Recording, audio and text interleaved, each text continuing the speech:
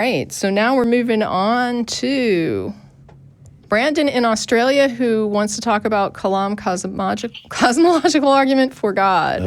Hi, Brandon. You're on with John and Tracy. That's where my eyes glaze over. Hello.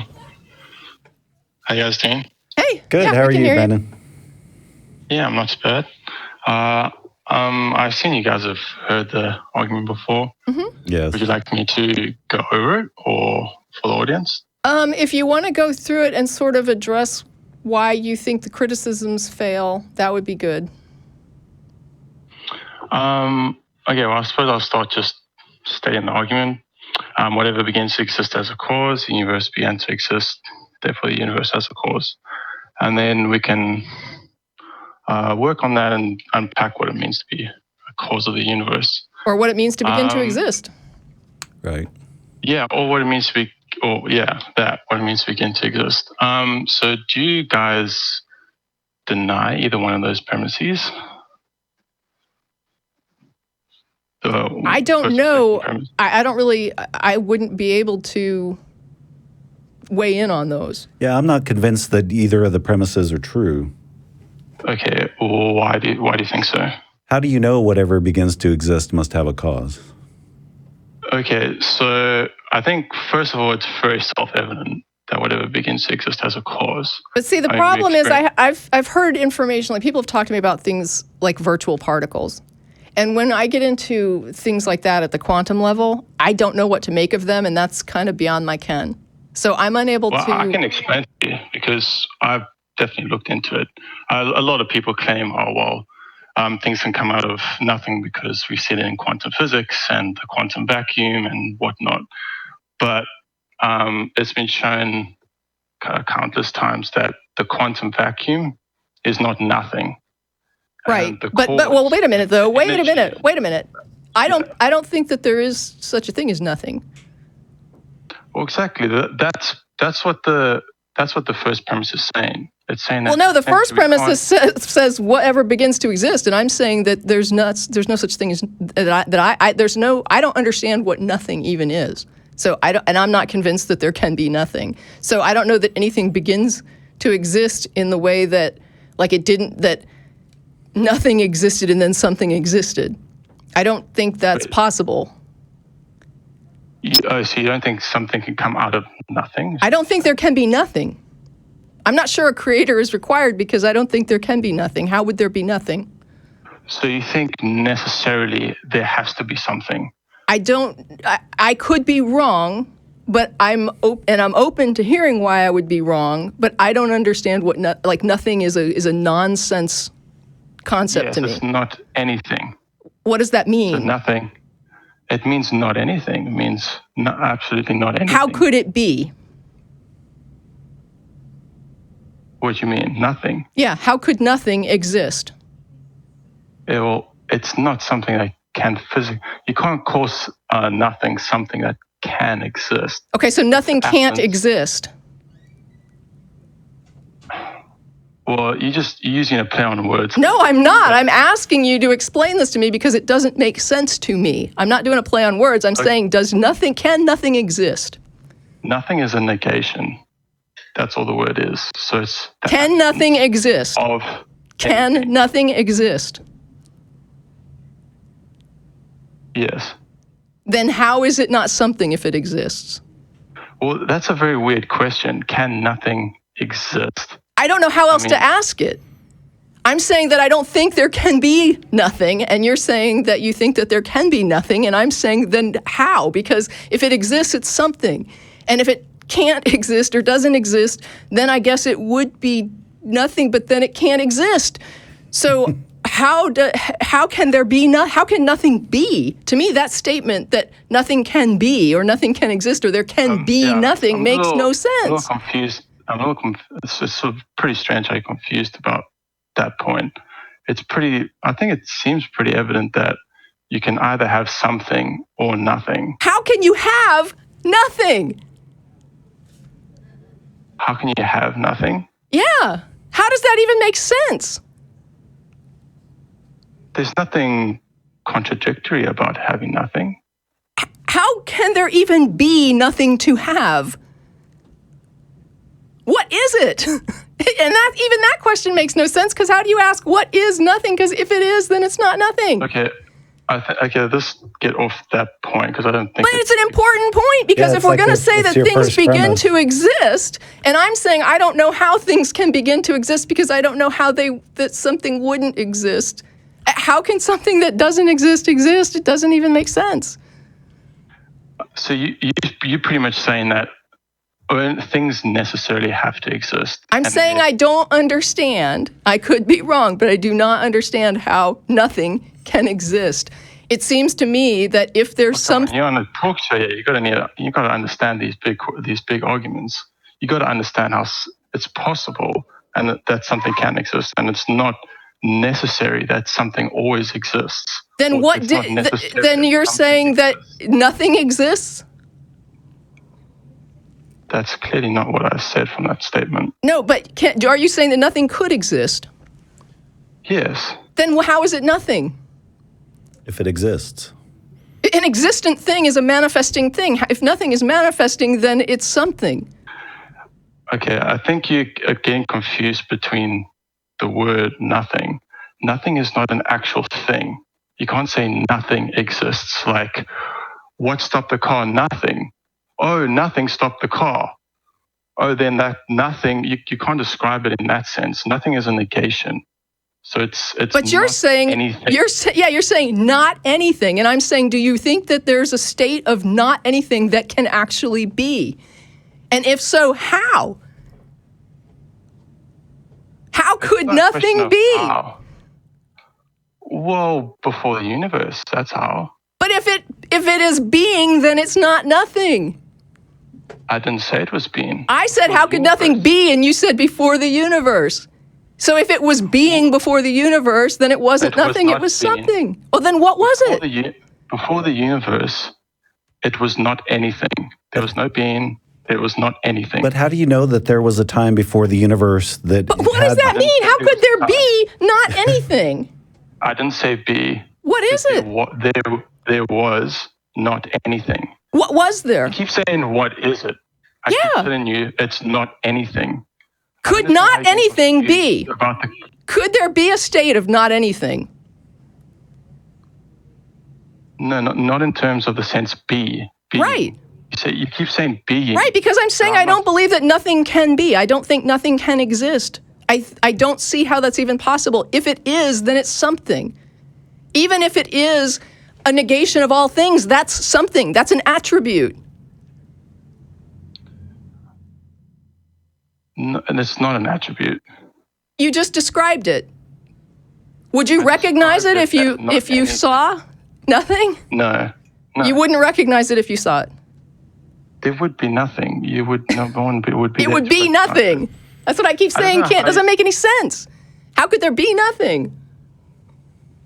Okay, I don't know. Okay, this is a very, very simple concept of nothing, and I don't know. I don't think it's as simple as you think. I think a lot of people think it's simple, but when you try to nail it down, you have to describe it. And if you're describing it, that means you're describing something. I'm not describing something. I'm describing a negation, as I've said quite a few times. A negation is something, is it not? No, it's not. It's a negation. So a vacuum, for example, if I say, well, that's a negation of matter, but a vacuum is something. Well, yeah, no. If you say a vacuum is the absence of anything, then that's a negation. But if you say it's the absence of matter, that's a negation of matter, but there could still be other stuff in the vacuum, like energy. So it's. But you're saying that there is a state. There is a state in which no things. It's not a state. What is it? It's nothing. I don't understand how you can. How do you know that this condition of nothing ever existed? It can't exist. that question makes no sense, and that's what I'm saying. Because you're saying existence. I'm not saying I know for sure, but I was going to prove it with the universe beginning to exist, and what preceded before that needed to be nothing. I was going to argue that. I don't think that there can be nothing. Okay, you've said that quite a few times. I'm going to keep saying it because it's nonsensical. You're saying that there was a state before the current universe where there was nothing. Well, I'm saying it's possible that It's not. The explanation. It's not possible that there was nothing. Okay, so it then would be what something. was before the universe? I don't know. I don't know what was before the universe. Okay. No one, as far as I know, knows what was before this incarnation of the universe. I don't even. You believe the universe began to exist at a point? I believe that this incarnation of the universe began to exist because I have, some trust in physicists, but not because I have firsthand understanding of what the hell they're talking about. But the point is, nobody knows, as far as I'm aware, what was there before. But to say that there was nothing there before, to me, is a nonsensical, self-contradicting statement. I didn't say there was nothing. So then there was something. Well, I'm actually arguing that there was a God before then. Okay, you got confused with the term nothing, so I was trying to... Okay, so you do... so in fact, you think there was something? If there was a God, there was something. Yeah, I never once said that there's definitely nothing before the universe. Then I don't even know what that whole discussion was about. So we all think that there was probably something. And then it's just a question of whether or not you want to label that something as a God or just as natural processes or the unknown, right? I mean, which really it is. It's the unknown. So you're calling this God, this unknown, the God. No, I'm saying the universe began to exist a finite time ago. It was 14 point something billion years ago. In its current form, maybe. Yeah, that's what they tell me. That's what they say. Yeah, most cosmologists Sure. and theoretical physicists say about the universe. Sure. That it had a beginning, an absolute beginning of space-time. Do we trust them? Do you trust them? I would say I trust them for the most part. Okay. It's pretty, and looking at the evidence, it's pretty overwhelming that it did begin to exist. Okay. What is their view on whether or not before the universe there was a God? Yeah, well, that's what I'm going to talk about. Well, that's what you're going to talk about. What do they have to say about it? A lot of them are agnostic about it. Okay. Do you trust them? No, because they choose to be not necessarily on that point. Okay. They just choose not to investigate on that because, Okay. I mean, when you talk about... So you don't think cosmologists are investigating or at all interested in trying to figure out what occurred prior to this universe existing? They're not interested. They're not researching that. Some are. And don't you think that would be an interesting thing for them to be researching? Like, don't you think that they would be interested in that? You would speak to a philosopher with regards to that. Why the hell would I speak to a philosopher about physics? Well, it's not physics. It is physics. No, it's not metaphysics. I don't know that metaphysics even exists. Okay, sure. Well, I'll just agree to disagree with you on that point. Okay. And continue to discuss before the universe. Okay, so we already have a problem with your first premise. Now your second premise was that it has a cause. The universe began to exist. Right. The universe began to exist. Okay, how do you know that? Well, he's talking about this incarnation 14 billion years ago, the thing that physics describes. Right, but I'm not a physicist, but if all the matter that's in our current manifestation of the universe was in a singularity, doesn't that still exist? Technically, no. Technically, a singularity is an infinite point. So it essentially piddles out to zero, which is nothing. And that's pretty much what the Big Bang describes. But there's other evidence that suggests that there was an absolute beginning. I mean, we got from the second law of thermodynamics is evidence. Stephen Hawking wrote that we can't really talk about what happened before the Big Bang. Yeah, because time didn't exist either. Thank you. Yeah, because the Big Bang describes up to a boundary point. And yeah, but he basically said that at the time he wrote the essay, I don't know because I don't follow physics, but he wrote an essay saying that we really can't say what happened before Big Bang, that you might as well just cut those events out of the picture because there was at the time he wrote the essay no way to investigate it. Yeah, because there was no theory of quantum gravity to describe. Yeah, I don't know why. I just know that's what the man wrote. Yeah, but there was a new theorem that came out, the Borguth-Vilanken theorem, Okay. which doesn't presuppose the quantum theory of gravity and proves that any universe that is on average expanding, that is ours, needs to have an absolute beginning a finite time ago in the past. Okay. Does it say what happened before that? No, it just proves that that our universe that we live in has to. Right. I think what Hawking was saying was that there was no way to make an informed statement about what happened in the time before that. And what you're describing, that's why I asked, is what do they say about the time before that? And you're saying, no, they're just basically talking about since. Okay, we can talk about what. Okay, well, what I'm trying to get at is that the universe began to exist a finite time ago, and there needed to be a cause for what brought it into existence. It couldn't have just popped into existence. Why not? Okay. I don't know. What? I have no idea because this is like well over my pay grade. Why does it have to have a cause? Well, we go back to your first premise again. But Okay, I think you guys are just maybe a little confused about the science and stuff behind it. No, I'm not confused. It's like that's why my eyes glaze over with Kalam every time, because you're making these premises that you can't really demonstrate are true, and then you make a conclusion. Okay, You said it's self-evident. Everything that begins to exist has to have a cause. Yeah. And I asked you how you knew that, and you said it's self-evident. Well, when people say self-evident, that to me means they really don't have any evidence. Okay, have you experienced anything coming into existence without a cause? Well, everything that I experience is not. I've never experienced a universe coming to an existence. Yeah. I'm talking about just normal experience. The experience. Right, but this is not a normal experience, I guess, is what we're saying. Aren't you shifting the burden of proof, though, by making me come up with an example of something that didn't have a cause? It's like the black swan thing, right? Like there's no black swans because we haven't seen one. Yeah. And then we saw them, and it's like, oh, guess what? There's black swans. That's not true. I've said it's self-evident, and then you said, no, it's not. And I'm asking you to tell me why it's not, right? Well, you make a claim that everything that begins to exist has to have a cause, and then I say, well, how do you know that? And you say, well, have you ever seen something that didn't? Yeah, I think limiting it to John's personal experience is not necessarily demonstrating the universality of a thing. I'll argue it more then. Okay, everything in our universe comes into existence without a cause, and that's been demonstrated through science multiple times, and everything in all the evidence that we have in science has never falsified that truth, that things don't. So what causes a virtual particle? What is the cause of a virtual particle? Quantum laws and energy. So the cause is energy and I mean, I know there's energy there, but I've always heard that they're not acting in a causal way.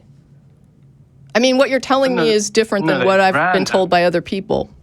They're random, which may seem non-causal, but they're still causal. They're very causal. Then what's causing them? We have certain laws that describe their interactions with the energy, and that's what causes it. I mean, it has a cause at the quantum level, right? They've done numerous experiments on this. It's probably one of the most self-evident things that we have around us. We don't expect things to randomly pop into existence around us. I mean, it's quite self-evident that when we put so many eggs into a basket, we'll expect that many eggs to come back out, right? It's pretty self-evident that whatever is there doesn't just pop into existence. I'm not sure what Tracy's looking up, but when we get into quantum physics, that's way beyond my pay grade. Oh, All right. So, do you still deny that?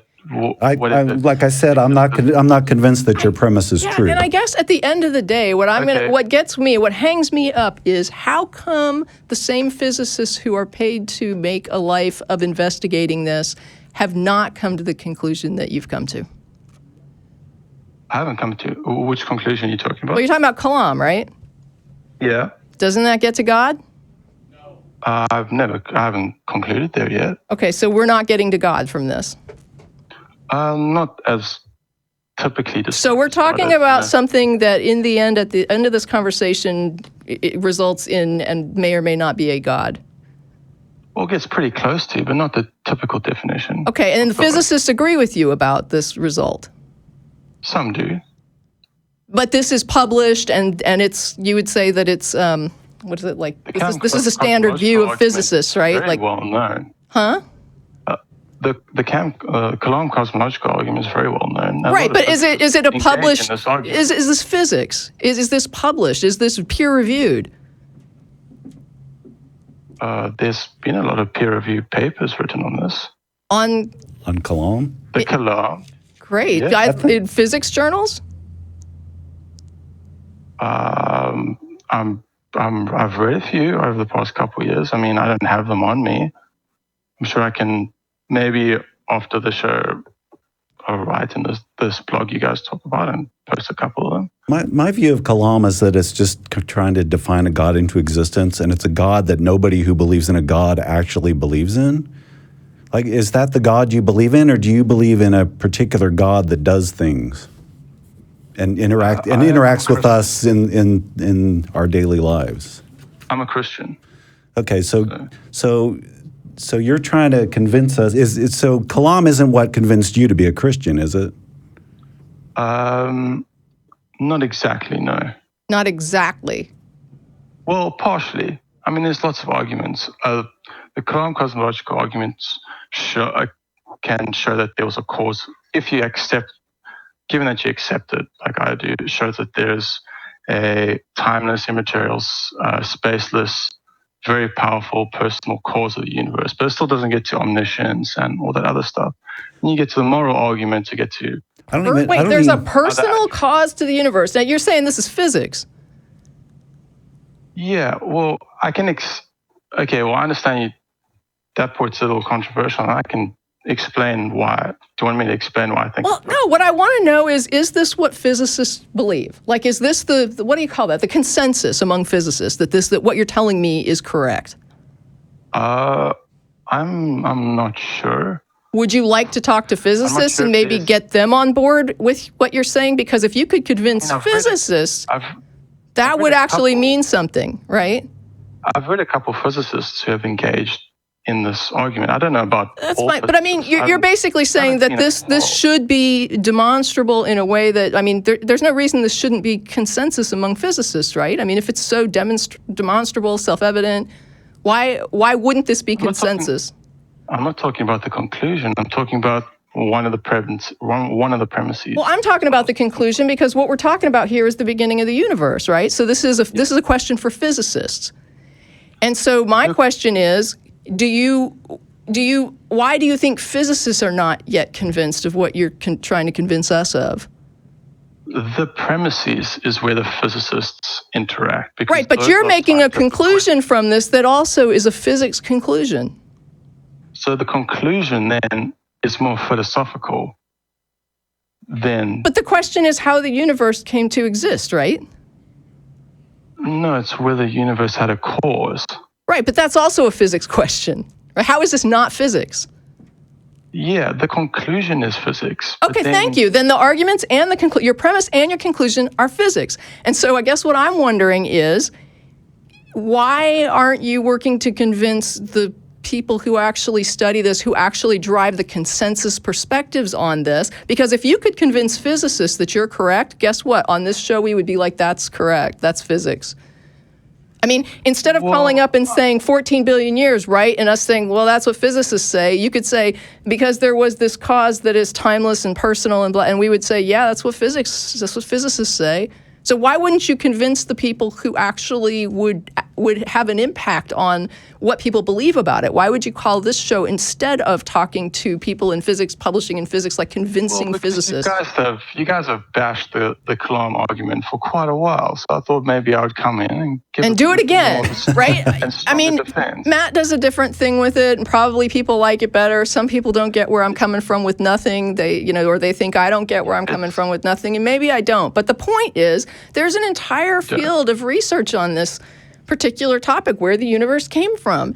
And those would be, don't you think, for an honest person who wants to change the consensus on what that means and make it driven toward whatever they believe that conclusion should rightly be, wouldn't physicists be the people to convince? Sure. Sure. So why aren't people working to convince physicists? Why is this staying in the realm of religion? Well, they are trying to a lot smarter. So call us back when the physicists have changed their mind, and we can have a conversation that starts with, okay, this is the consensus of physics, that there is this thing that I define as God. You will only believe it if some physicists believe it. Well, we sat there earlier and said 14 billion years ago or whatever, and we were all just sort of like, yeah, because physics, right? And I mean, yeah, they put out their information and you can go and look at it. That's the beauty of science. You can go and see how it's done if this interests you. If it doesn't, you're not going to look it up, which I don't really look it up. I've read some things, but not that much. But the point, I have read enough to know that your conclusion, which you just said a little while ago, is physics, is not what physicists are saying. I would have to disagree. You can disagree all you want, but physicists are not putting forward Kalam. All right. Yeah, I recommend people research what a lot of physicists have to say about this. Yeah, I do, because if this is consensus, I'm not aware of it. I have yet to hear them say that this is, the personal. Well, and once you get to personal and timeless, then you're going beyond what the physics is. You're now injecting. I'm unpacking what it means to be a cause of the universe. In a philosophy, but we don't know. Yeah, how do we know what causes universes? It seems like physicists would be the people most equipped to define this.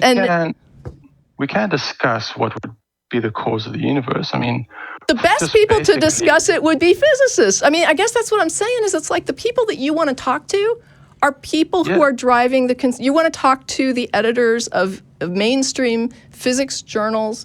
You want to talk to the heads of the departments of astrophysics at universities. That's who you want to be talking to that can help you push forward the agenda of helping the rest of physicists understand why this thing should be consensus in their field. All right. So I mustn't speak to you guys about the Kalam. I mean, you can, but it's a pointless endeavor, right? Because at the end of the day, it's like John is saying, he's going to be sitting here with his eyes glazing over. Most people have heard Kalam before.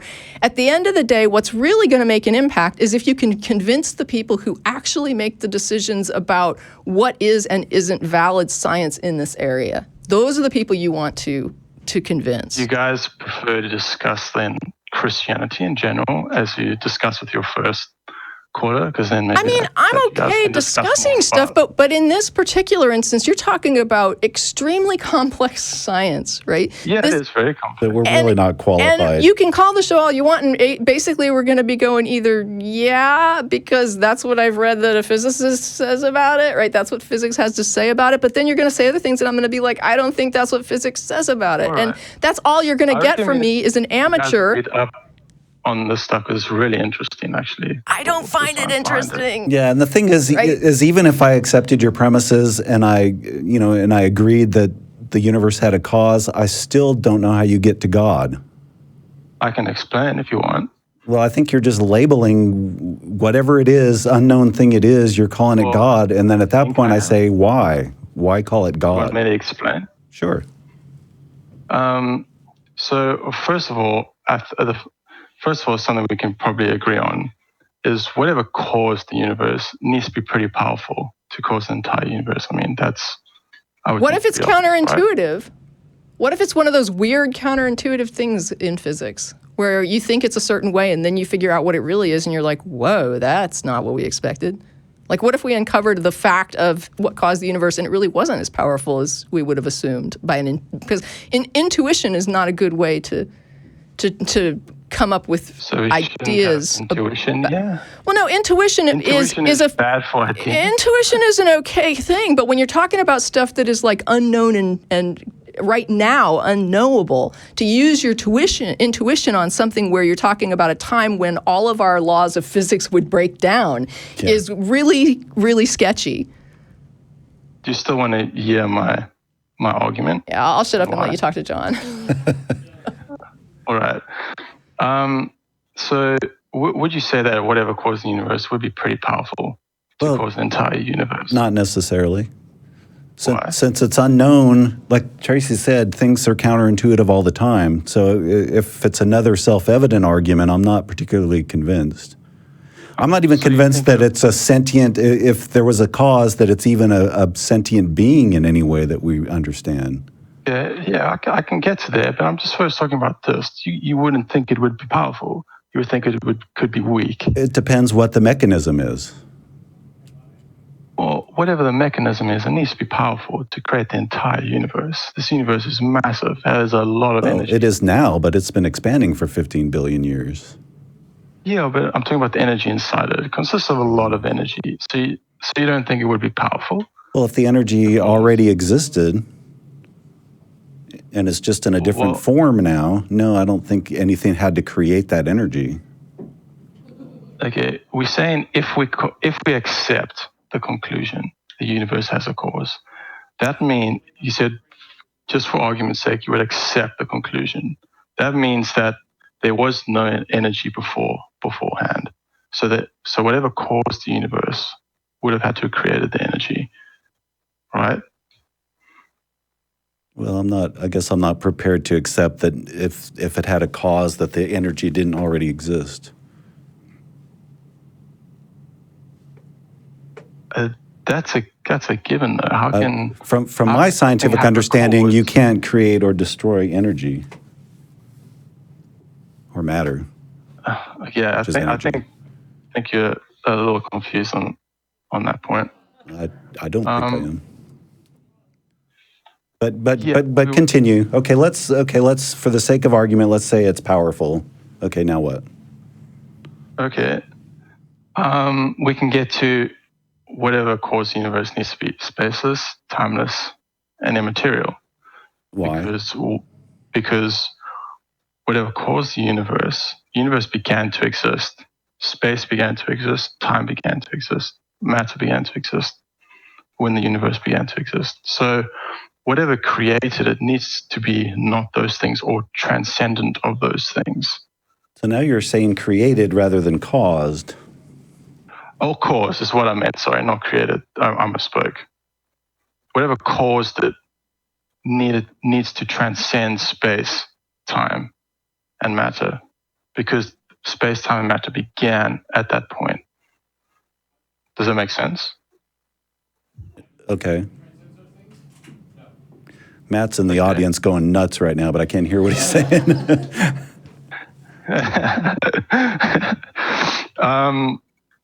And personal. This one's a little more technical. So it basically goes that if you have a cause without an effect, right? Or if you have a cause that exists timelessly, and then the effect happens a finite time ago, right? It needs to be an agent of free will to make that effect come into existence. Else the cause would just sit there timelessly. I think this is a lot of assumptions about whatever was before. I mean, all of this is just assumptions. We have no way to confirm anything about what you're saying. It's just speculation. You're kind of making a giant leap between a cause and an agent with free will. Yeah, without knowing the nature of whatever was before this universe, I can't say that it was like a constant. I can't say that it was one thing. I can't say that it wasn't itself some incarnation of time and space that then converted into this in a way that we can't go back and look at. I mean, I have no idea. And the people, anyway, I'm not going to preach about the people who can, but I'm just going to say this is why I'm just like, I'm useless in this conversation.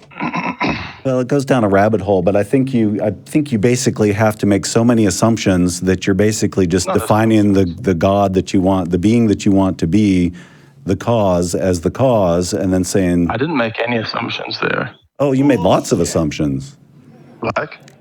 Like that this was a personal entity with free will who... Yeah, I didn't assume that. I concluded that, and I gave my argument. Well, you assume that just because this... Right, but the thing is you have nothing upon which to base that argument, right? There's nothing that we can measure. There's nothing we can go back and look at. There's nothing we can say with certainty about any of this, but you're just saying stuff and then saying yes, and this makes sense because of what we know about now. You can. If we accept the conclusion, you can make other conclusions based on that with pretty good certainty. Then why haven't physicists made those conclusions? Like, for instance, if a car crashed into another car, right? Right. You can... You're using physics, though, based on what we have now, and you can't apply any of that to what came before. We don't know. I mean, we just don't know. It's a big black hole of knowledge. And all I can say... Let's just say we don't know, we don't know. Yes, if you don't know, say you don't know. Why wouldn't you say you don't know if you don't know something? That's the only rational response to something you don't know, is that you don't know. I'm going to say, feel free to pursue this at the blog. Let's crowdsource this one. You can at least talk about it. We did talk about it. I even shut up and let John talk about it. I mean, we've talked about it. And you even said that we've talked about it countless times previously on the show. This is definitely something that, yes, we can talk about. We do talk about. I allow conversation. I've let you talk about it. I've listened to all of the other discussions you've had on the Kalam, but unfortunately, they haven't defended it very well. Okay, well, feel free to defend it at the blog. Point out what we're missing, where we went wrong, where you disagree. Like I had told the other caller, when you first post at the blog, freethoughtblogs/AXP, when you first post, it has to be moderated. I usually moderate any serious entries. If I go there and somebody's making a non-trolling comment, I go ahead and let it through. It doesn't, and people like to talk to theists at the blog, so feel free to post there. All right. I can guarantee you there are people at the blog who will be more informed than me and probably less frustrating to talk to about this than I am. So if that's... Is Matt more informed on this argument? I don't know. I don't know how informed Matt would call himself or consider himself as a layperson. I think he's more informed than me because I don't care about this topic, and he actually cares enough to look it up. So I'd definitely like to call again and speak to you guys. What other topics are you guys? You might call when Jen is on, right? She's actually got some kind of engineering background, so she may be more interested in be talking this out with you. And I know that on Talk Heathen, the show that's on earlier on Sundays, they sometimes have like somebody with a physics background. I'm gonna say. Yeah, I'm not sure. Maybe somebody knows that and can help us out. They've had somebody with a physics background on there before. I'm assuming they're still helping out with the show and still helping with hosting, but I might be wrong. We're not faulting you for calling in. We took your call. It's just I think we've run its course now. We kind of understand what you believe and why you believe it. And you're probably going to get some support at the blog with people saying Tracy is completely, off her nut on this one. So feel free to go ahead and post your thoughts there. Like I said, just give it maybe a day or two when you first post. Don't think that it didn't go through. Just know that it has to be moderated. We'll moderate it. If you don't see it in a couple days, then there might be a problem. But I'm pretty good about going in Monday, Tuesday, and making sure that I clear those comments. So feel free to post there, and maybe you'll talk to some people who have more interest, have more information, more background, who are more able to relate to what you're describing. All right. Thanks for listening. Well, thank you. Ramble along. No, I really appreciate the call. All right. So that was